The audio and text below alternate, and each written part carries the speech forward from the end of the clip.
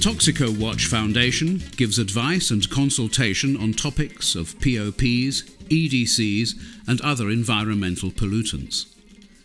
The Foundation concerns itself with environmental, food and public health safety. The Foundation is a bridge between public concern, industrial and government issues. Private parties support the Foundation.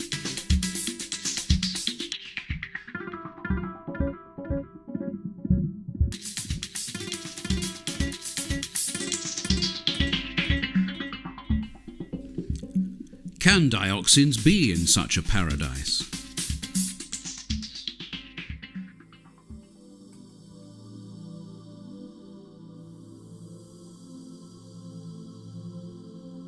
Pilot study Dioxins, Harlingen, the Netherlands.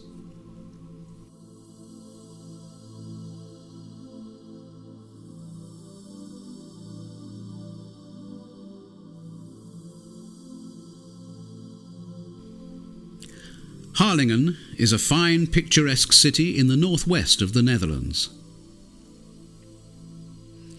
The history of the case starts when an REC waste incinerator was built near the centre of Harlingen.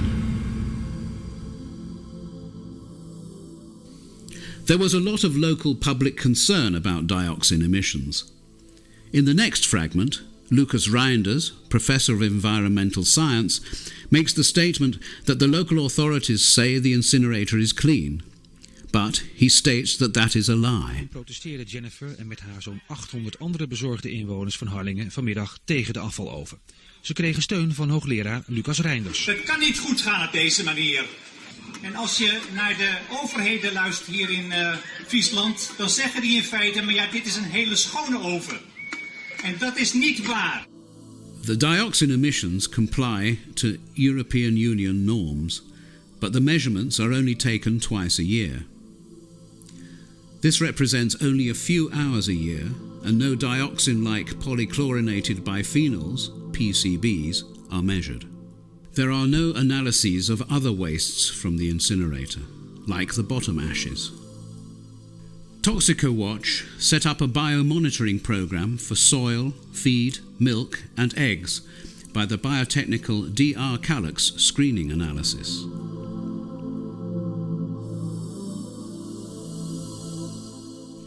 Here you see the characteristics of tested backyard chickens. Whether there are fireplaces on the premises, the number of chickens, how much free range there is, henhouse capacity, age and race.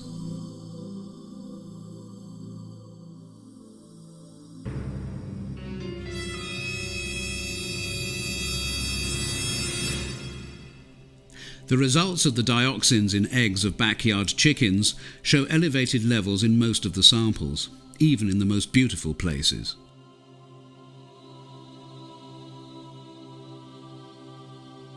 In this diagram, you can see the consequences for the daily acceptable intake of an adult woman of 70 kilos. And if we take the new norms of the Environmental Protection Agency in America, the consequences for men are more severe, and especially also for young and unborn children. Here are the results of the separated dioxins in eggs of the backyard chickens. Red means the action level is exceeded.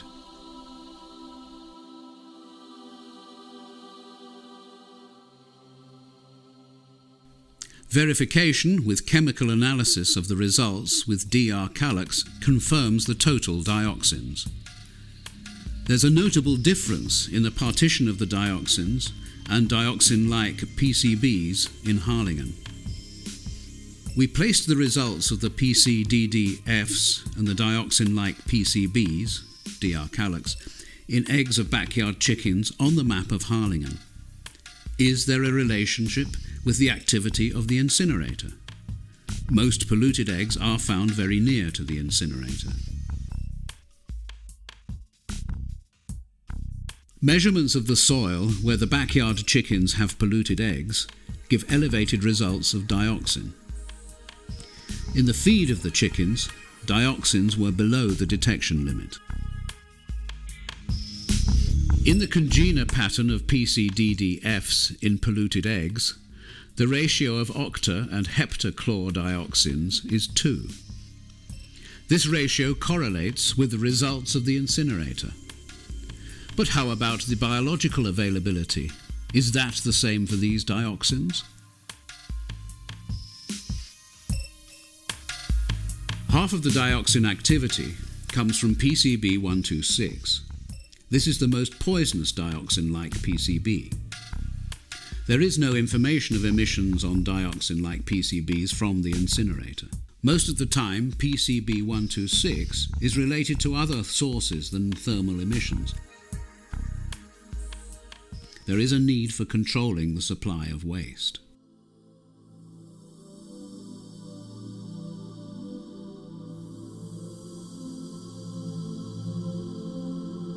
As a conclusion, one can say eggs of backyard chickens can be used as sensitive biomarkers of dioxin PCB pollution.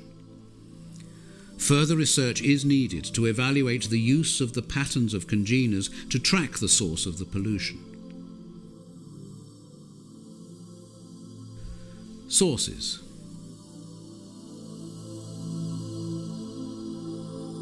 Historical pollution, former municipal waste disposals, polluted landfills, car and ship demolition activities.